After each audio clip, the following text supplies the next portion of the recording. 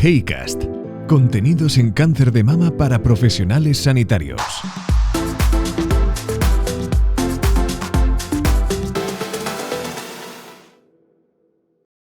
¿Qué tal? Bienvenidas y bienvenidos. Soy Javier Granda, periodista especializado en salud, y este es el primer capítulo de un proyecto que se traduce en este podcast, iniciativa del grupo HeyCam de investigación en cáncer de mama, para aprender y concienciar sobre el sector que aquí nos ocupa. Hoy nos acompaña el doctor Ángel Guerrero, que es oncólogo en el Instituto Valenciano de Oncología y miembro del comité ejecutivo de HeyCam. Bienvenido, doctor Guerrero. Hola, muchas gracias por tenerme aquí. Vamos a valorar los datos más relevantes en cáncer de mama que se han presentado en el Congreso de la Sociedad Europea de Oncología ESMO. Vamos a comenzar con el cáncer de mama metastásico. ¿Cuáles son los resultados más destacados del estudio TROPICS-02?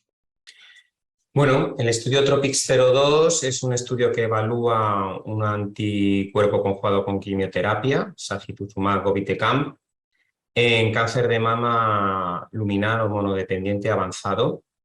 Una particularidad de este estudio es que todas las pacientes eran muy pretratadas, el 100% habían progresado a inhibidores de ciclinas y reciben este fármaco, se compara con la elección de quimioterapia del investigador. Bueno, pues el estudio mostró, ya se habían comunicado los datos en ASCO, de que efectivamente retrasa el tiempo hasta la progresión, y en ESMO se comunican datos de que también impacta en supervivencia global, disminuye el riesgo de muerte. El impacto en términos absolutos de ganancia de supervivencia global son unos 3 meses. Y también hay datos de que el fármaco pues, se tolera mejor que la quimioterapia convencional. Bueno, pues es una ganancia de supervivencia global modesta, pero es cierto que en este escenario las terapias que disponemos actualmente pues tienen poca eficacia, con lo cual bueno, pues se posiciona como una posible alternativa terapéutica en los pacientes resistentes. ¿Qué lugar debería ocupar este fármaco en el algoritmo terapéutico? Bueno, el algoritmo terapéutico de cáncer de mama luminal está dominado en primera línea por los inhibidores de ciclinas en combinación con hormonoterapia, y a la progresión pues tenemos esta alternativa, se presenta como una alternativa muy clara, aunque depende también un poco yo creo que se tiene que situar en una situación en la que la enfermedad no es hormonosensible nunca más. Por lo cual, en el caso de que ya se haya establecido una hormonoresistencia clara, o bien a una siguiente hormonoterapia o una terapia de combinación de hormonas, pues yo creo que en este momento puede ser una mejor alternativa a la quimioterapia. ¿Se ha presentado algún dato relevante y novedoso de trastuzumab deruxtecan? Bueno, datos de eficacia no se han presentado, pero sí que se ha presentado una comunicación de un estudio de biomarcadores, que es el estudio DAISY, que es quizás el primer estudio, no solamente de resistencia a trastuzumab deruxtecan, sino también a anticuerpos conjugados con quimioterapia. Y este estudio pues, es particularmente interesante. El estudio DAISY, si queréis recordar, pues, estudia trastuzumab deruxtecan en cáncer de mama avanzado, y hace 3 cohortes para pacientes con ER2 positivo, para pacientes con ER2 low y para paciente ER2 cero. Los datos de eficacia se presentaron en ESMO Breast. Efectivamente, el fármaco funciona mejor cuanto mayor expresión de la diana haya. Incluso funciona en los pacientes ER2 cero. Aquí se han presentado datos del estudio translacional, y para intentar ver qué mecanismos de resistencia primaria y adquirida. Entonces, ¿qué hemos aprendido de este estudio? Primero, que el panorama mutacional al baseline, al inicio de la terapia con trastuzumab deruxtecan, no importa. Los pacientes se benefician igualmente, independientemente, por ejemplo, de mutaciones en PIK3CA o en P53, ¿no? Importantes oncogenes que clásicamente hemos visto asociados con una resistencia primaria. Y luego, lo más interesante quizá es el estudio de las muestras pre y post que presenta este estudio, en el que se observa a un gen que está relacionado con una posible resistencia, SXLK4, un gen tanto desconocido, pero que los autores presentan datos in vitro de que efectivamente está relacionado con la resistencia. Y luego lo más interesante es observar cómo las muestras que progresan disminuyen la expresión de ER2, pero sin embargo sí que se ve que ER2 está presente, ER2 trastuzumab deruxtecan está presente e internalizado en la célula, ¿no?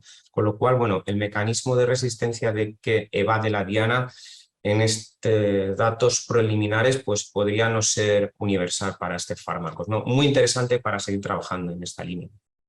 En enfermedad avanzada con receptores hormonales positivos y HER2 negativo, destacan los nuevos datos de MONARCH 3 en los que abemaciclib, junto a un inhibidor de la aromatasa no esteroideo, ha mejorado la supervivencia en 12,6 meses, pero sin embargo no ha mejorado la supervivencia global. ¿Qué supone este dato? Bueno, como bien dice, se presentaron los datos del MONARCH 3, que ya sabíamos que es el estudio de primera línea de combinación de abemaciclib con inhibidor de aromatasa, que demostraba aumento en progresión, en supervivencia libre de progresión, y se presenta el segundo análisis interino, esta vez de supervivencia global. La tendencia del estudio es que un aumento significativo de la supervivencia global, se va a una mediana de 67 meses, un incremento de más de un año respecto al control, con una P de 0,03, que por el análisis preespecificado pues no es significativo, pero bueno, todo apunta a que en la actualización y último análisis del estudio, que está previsto para finales del 2023, pues esto va a ser significativo. Clínicamente, pues ya este aumento de supervivencia en más de un año, pues lo es, y estamos viendo que efectivamente es un fármaco que va a poder impactar en supervivencia global. En este escenario también ha mejorado la supervivencia con ribociclib, pero no con valvociclib, según datos de MONALISA-2 y de PALOMA-2. ¿Podría valorarlos? Bueno, efectivamente, ribociclib, abemaciclib y palbociclib, en principio son fármacos que inhiben CDK4/6 y que los resultados preliminares hasta la fecha pues tenían un perfil de eficacia muy similar, unas disminuciones de riesgo prácticamente idénticas. Sus datos preclínicos e in vitro pues bueno, son muy similares en cuanto a lo que es la unión de CDK4/6. Hay alguna diferencia en la unión, en el grado de afinidad por CDK4/6, pero estamos ahora asistiendo a la comunicación de los resultados de los estudios con más madurez. Efectivamente, ribociclib ha mostrado un claro aumento de supervivencia global. Parece que abemaciclib lo va a hacer también y, sin embargo, palbociclib pues, no ha conseguido demostrar aumento de supervivencia global. Hay diversas razones, probablemente en el diseño del estudio del PALOMA-2, que pueden explicar esta falta de eficacia en supervivencia global, pero a fecha de hoy es un hecho cierto que ribociclib lo demuestra, abemaciclib no, y palbociclib no ha conseguido demostrarlo, aunque no era el objetivo principal. Es un dato importante porque finalmente pues, necesitamos hacer decisiones basadas en la evidencia, y a fecha de hoy pues la evidencia es la que hay, pero palbociclib no deja de ser un fármaco activo, como tenemos experiencia con él, y es de hecho la terapia de combinación que más se está ensayando en los ensayos clínicos, con lo cual bueno, es un fármaco que desde luego que tenemos que todavía contar con él. El estudio ELEN comparaba la sofoxifeno, que es un análogo de tamoxifeno, frente a fulvestrant en receptor de hormonas positivo HER2 negativo metastásico con mutaciones SR1, pero no logró mejoras significativas. Sí, efectivamente. La sofosiceno es un fármaco modulador de receptor estrogénico, parecido a tamoxifeno. Es un fármaco que se usaba en la prevención de la osteoporosis. Es un fármaco muy bien tolerado y con datos muy buenos previos de eficacia en cáncer de mama avanzado con mutaciones del receptor estrogénico. Las mutaciones del receptor estrogénico son de mal pronóstico en cáncer de mama, y desconocemos si es un factor predictivo de respuesta para este tipo de fármacos, más bien es un marcador de la hormonosensibilidad. Los autores realizan este ensayo seleccionando solo pacientes con mutaciones de receptor estrogénico, dado los datos previos, y muestra pues, bueno, un incremento numérico versus fulvestrant en el beneficio no clínico y la tasa de respuestas. Quizás son un poquito desalentadores estos resultados porque se esperaban mejor, pero aún así, bueno, creo que es un fármaco que no deberíamos de olvidar porque es muy bien tolerado, tiene eficacia, tiene actividad en la enfermedad luminal y quizá me gustaría ver datos quizá en escenarios más precoces, pero podríamos considerar que es un estudio negativo en su hipótesis principal. También obtuvieron resultados negativos los estudios con los SERDs, Giredestrant y Amnecestrant frente a tratamiento control, sobre todo en pacientes con tratamiento previo con inhibidores de ciclina. Sí, estos son otros de los datos pues, frustrantes, porque teníamos muchas esperanzas puestas en los SERDs. Son fármacos de una acción similar a fulvestrant, pero con una mayor potencia y con la ventaja de que se pueden administrar de forma oral. Y hemos asistido en los últimos meses a cómo varios de estos fármacos han fallado. Sí, ha sido el caso de Giredestrant en enfermedad avanzada y Amcenestrant.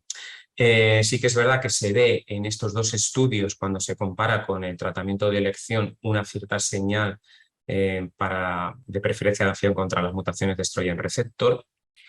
Y bueno, pero de nuevo, es una enfermedad en el setting donde se están estudiando quizá no es el más adecuado. En estos estudios hay un tumor que está muy evolucionado con muchos mecanismos de resistencia que se están poniendo en marcha y que podemos ver cómo el 50% de la población que se incluye en el estudio progresa en la primera evaluación del fármaco, con lo cual el estudio se queda bastante desvirtuado. Y cuando sí que es verdad que nos quedamos con esa población que ya es más hormonosensible, ahí empezamos a ver alguna diferencia. No ha sido así en Giredestrant, sí que lo vemos cuando vemos mutaciones de estrogen receptor, y no ha sido para Amcenestrant. Amcenestrant ha parado el desarrollo de su molécula, también con los datos de un estudio de primera línea que ha sido comunicados en forma de una nota de prensa, y con estos datos ha parado el desarrollo de su molécula, también ha parado un estudio ayudante que había en marcha.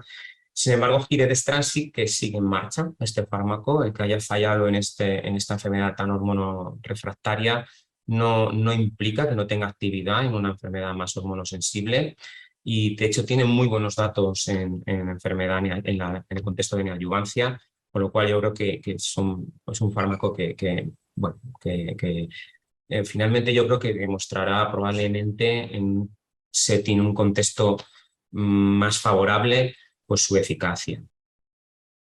En cuanto a la inmunoterapia en cáncer de mama, en su opinión, ¿qué ha sido lo más destacado del Congreso? Bueno, la inmunoterapia en cáncer de mama tenemos varios datos, ¿no? Primero, que la inmunoterapia en cáncer de mama luminal pues no funciona bien. Hay que entender mejor la biología de la inmunología y el receptor estrogénico. Se presentan datos de un estudio de combinación de nivo, IPI, quimio versus quimio en cáncer de mama luminal avanzado sin ver absolutamente ninguna señal de beneficio. Eso por un lado. Seguimos aprendiendo que la enfermedad luminal sigue siendo desértica, ¿no? Desde el punto de vista de la inmunoterapia. Vemos también un estudio negativo que yo creo que es importante, que es el estudio Synergy en cáncer de mama triple negativo, en el que pues, se pretende incrementar el beneficio de la inmunoterapia convencional, que tenemos la combinación de quimio inmuno.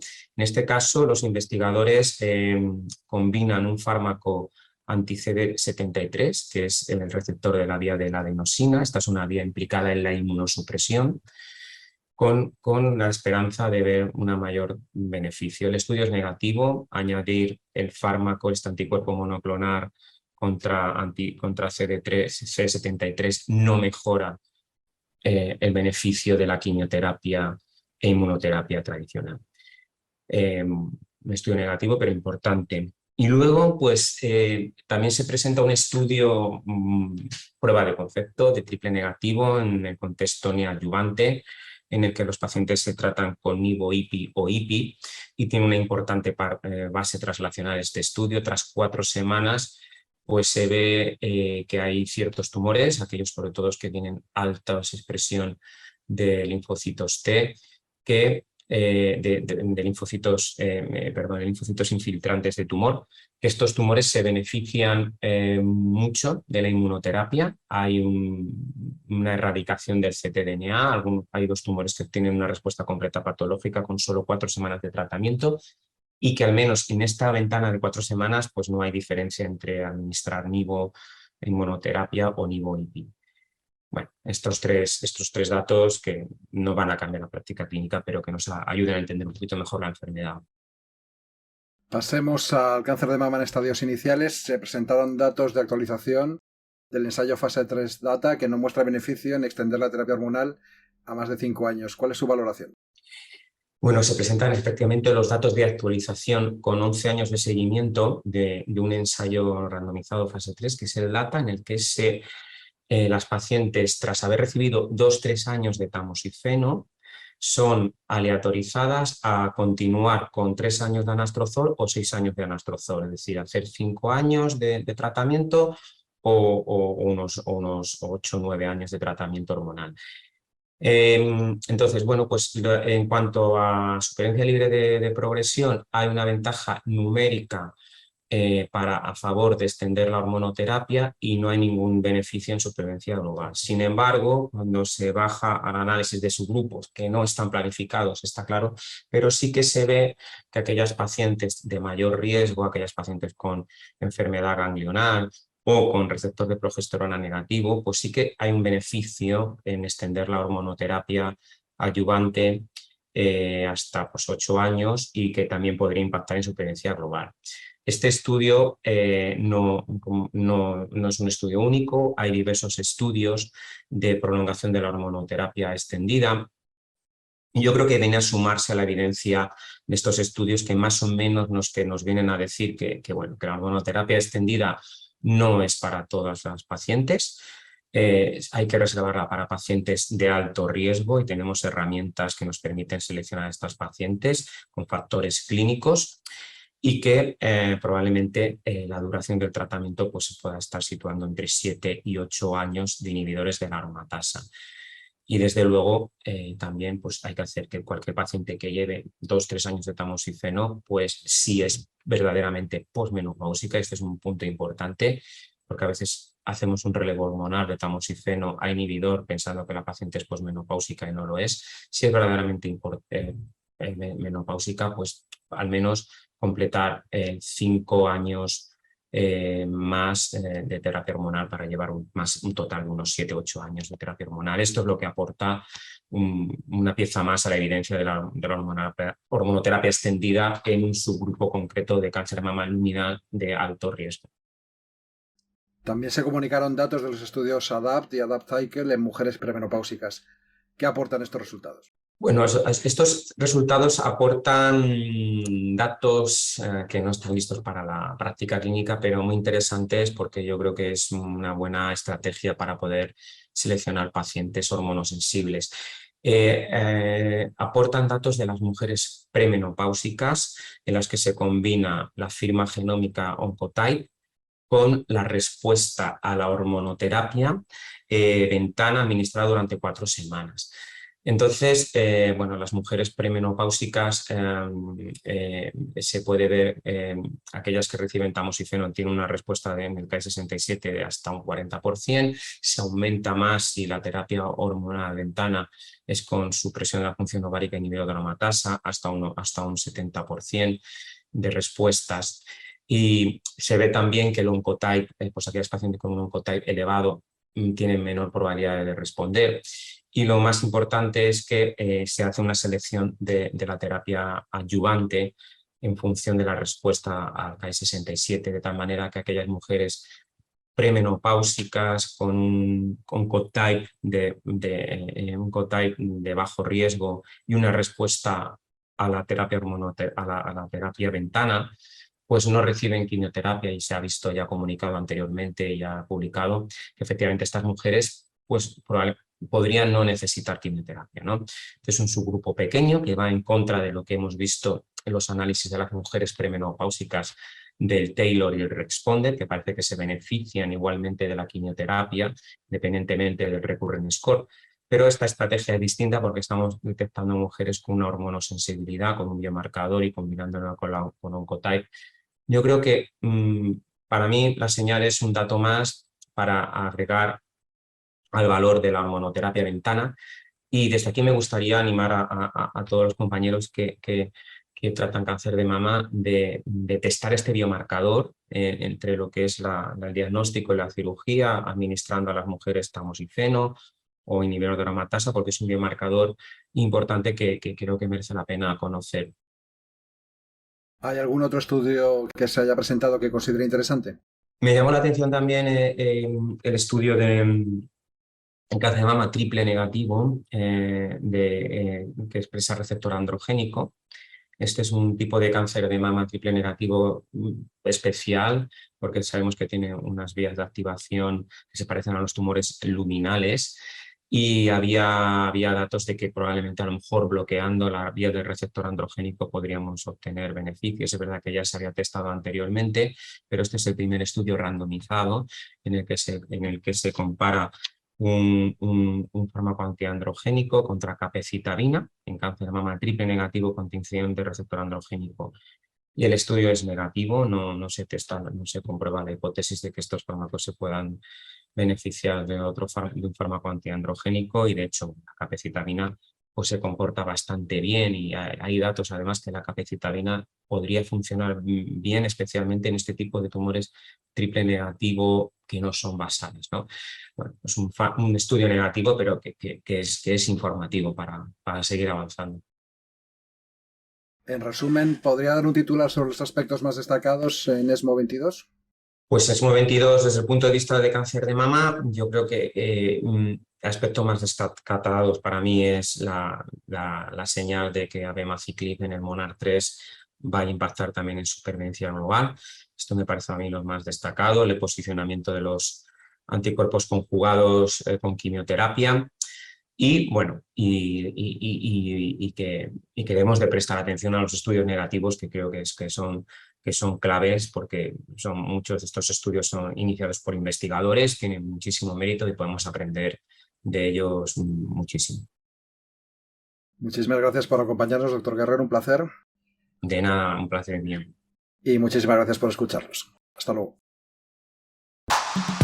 Sigue todas las novedades en investigación en cáncer de mama en heycam.org y en nuestra cuenta de Twitter. Heycast, una iniciativa de Heycam.